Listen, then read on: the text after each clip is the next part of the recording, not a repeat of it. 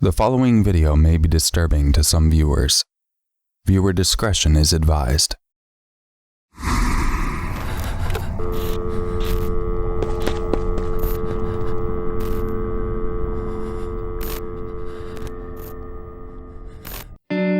West Palm Beach, Florida. Richard and Jennifer Berman got married in 1992 in Miami. Richard was a well-known luxury realtor, and for a while they lived comfortably, even residing in the prominent El Cid neighborhood in a home which in 2010 sold for $1.2 million. For unknown reasons, in 2008, Richard filed for divorce, but the couple reconciled. Jennifer then filed for divorce in 2012. During this period, the couple still lived together until Jennifer alleged that she was experiencing extreme emotional abuse from Richard and petitioned the court to have him removed from the home. The divorce was tedious. Records have revealed that Jennifer had filed for temporary alimony and child support. She was already struggling financially and claimed that she had sold her late father's watch to buy gas and groceries. In the end, Jennifer could no longer afford her divorce lawyer. Court records show the extent of their financial woes, with Richard failing to pay the mortgage on a former marital home throughout their divorce proceedings despite living in the house. He also failed to support Jennifer and their children. For instance, he would buy food for himself and hide it away from Jennifer and their children. Records also show that he was in debt at the time. The divorce was concluded in December of 2013 and the couple was granted shared custody of their children. Jennifer continued to live with the children in the former marital house with unpaid mortgage payments. She took up a job as a carer for a 99-year-old man in the neighborhood, working up to 12-hour shifts to make ends meet. But her financial concerns worsened and she was informed that there would be a foreclosure sale on her home and she would have to move out. The 99-year-old man offered his house to Jennifer and her children, but she declined his kindness. Jennifer became depressed. Putting aside her financial struggles, she also lost her mother in August of 2013, some weeks before the finalization of their divorce. She began to take antidepressants and would occasionally call her cousin for emotional support. One morning, Jennifer sent Richard, now her ex-husband, an email stating that she intended to harm their children and herself and that she was doing what was best for the family. She also messaged her cousin stating that she would kill herself and their children. Richard wasted no time in picking up his phone and dialing 911. 911, where's your emergency? Answer from Scratcher, give us the address. I'm just about getting there, but it's kind of concerning me. My ex-wife said that she was going to harm the kids and that I should get over there ASAP. Okay, how do you spell the name of the street? The house, but to be honest with you, I'm afraid to go in. Okay, how many kids are in the house? My 2 children and my ex-wife, but I don't know if they're there. I mean, but the car's in the driveway. Are they her kids also? Yeah. We just recently got divorced. Was it a text or a... Well, she sent me an email that she did the best thing for our family, and then she sent her cousin a text that she was going to kill the kids and herself.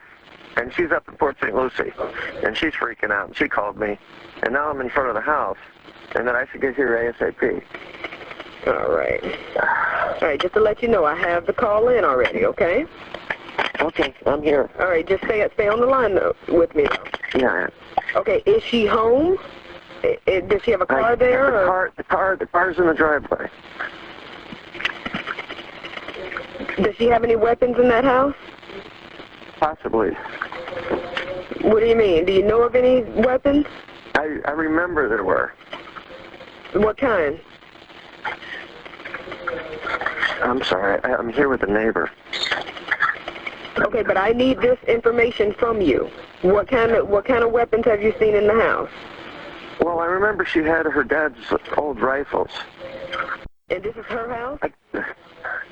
Yeah. Well, we just sold it recently, and she's been renting it. I'm in the driveway, and my neighbor just went in to look to see what's going on.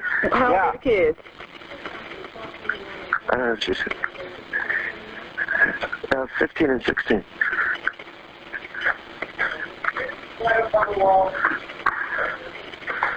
There's what? What's going on? Oh, jeez. I'm on with 911. What's going on, sir? It's up to you, Sir, speak to me. Yeah, What's going on? My neighbor went in and there's blood up on the wall in near her bedroom. Okay. Where are the kids? Hello, sir? Yeah. Okay, are the kids okay? I don't know. Yeah, somebody get me medics. We have police and paramedics on the way, sir. Her car's there. I'm afraid to go upstairs. You need to stay outside. The officers want you to stay outside, sir.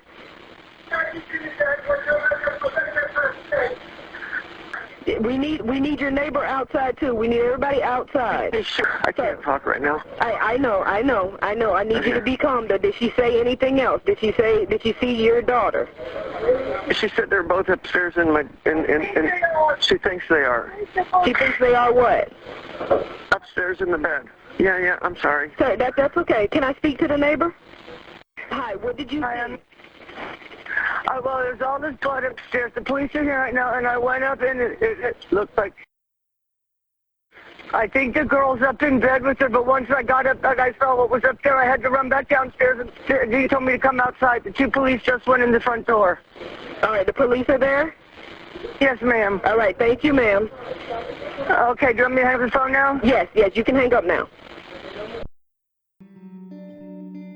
In the 911 call, sensitive content such as the address has been edited out. Later in the call, there is another portion that has been edited out wherein Richard enters the house and is met with a horrific scene. He found his son dead. He says that, "I was just touching his head and he wasn't waking up. His alarm was on and there was blood in his ear." Some years after the murder-suicide, an unnamed boyfriend of Jennifer revealed that she was troubled because for a long time she could not afford to get divorced. He stated that she sold a lot of her jewelry to keep afloat and buy groceries, and that while Richard still lived with Jennifer, the house was robbed and the thieves stole from everywhere except Richard's room, even getting their hands on approximately $100,000 worth of jewelry. Finally, the unnamed boyfriend states that Richard once told Jennifer he wanted to see her homeless with a shopping cart and that he would not even throw a dime at her. Jennifer's neighbors state that she was a loving mother, but there came a time when she was different. You could see it in her face. There was something missing, something disturbed in her mind. The conversation, the language, the eyes, something was missing. Her cousin also stated that towards the end, Jennifer was hopeless.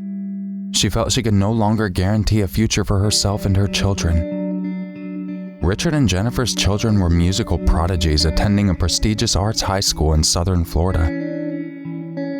A grief counselor was employed at the school for the devastated friends and peers to come to terms with the tragedy. Casey, South Carolina. Faye Swetlik was a 6-year-old girl and daughter to Selena Collins. They lived together in the Churchill Heights neighborhood of Casey. Faye was a first grader at Springdale Elementary School. On the 10th of February 2020, Faye Marie Swetlik went missing after returning home from school. Selena had picked her up at the bus stop after school and they had walked home together. Faye had some snacks at home before going outside to play in the yard. Selena realized a while later that her daughter was no longer there. They began to look for her at 3:45 p.m. to no avail and called the police at 5 p.m. Langston County 911, what's the address of your emergency? 16 Londonderry Square. I need to report a missing child. All right, repeat that address for verification. 16 Londonderry Square, Casey, South Carolina. All right, and tell me exactly what's happening. We can't find my daughter. She was playing outside, and now I can't find her. And Okay, how old is she? She is 6. She's going to be 7 in June. All right. I'm going to stay on the line with you, but I'm going to get KCPD on the line too, but I'm going to stay on the line, so don't hang up, okay? Okay.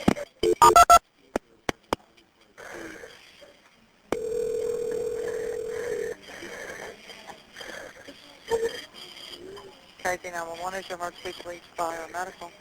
Hey, Casey, this is Lexington. I've got a lady at 16 Londonderry Square. Her 6-year-old was in the front yard, and she can't find her now. All right, hold on. What's the number, 16? 16 Londonderry Square. And I have her phone number. I'm going to stay on the line so it doesn't get disconnected. And I'm going to stay on the line just so it doesn't hang up. Okay, ma'am. All right, ma'am. You're on the phone with Casey. Go ahead. Yes, ma'am. Can you tell me what your son's name is?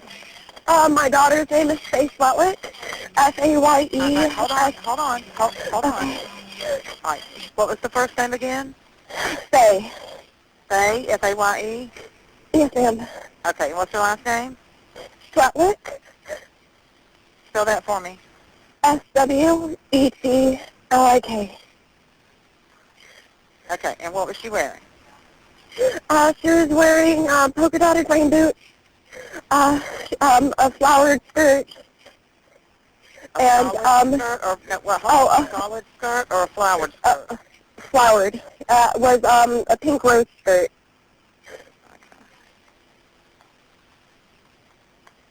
Okay. And a black kind of shirt? A black T-shirt that has a neon design on it. And how long has she been gone? Last I saw her was probably about an hour ago.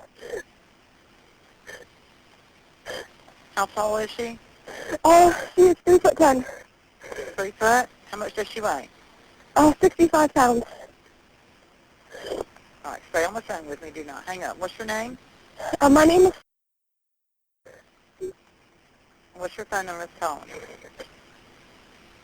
It's a 6-year-old missing for an hour. All right. You last saw her in the front yard. You didn't see which way she went or anything like that? No, she was just right in front of my front porch. Okay. Does she have a husband? No. All right. Have you possibly, have you walked around and tried to locate her? Yes, ma'am. Okay. Here's what I want you to do. I want you to stay in your yard, okay? Because we have a unit out that has a dog just in case we need to try to track her, okay? Okay. So we don't need you walking. If you can just kind of stay close to the last place she was. Hold on just a second.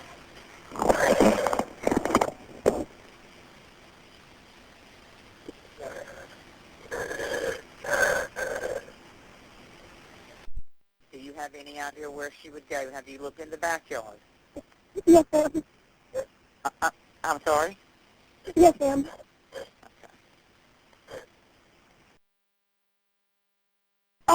I checked all the houses in my neighborhood and anybody that's actually answered that looking for her too.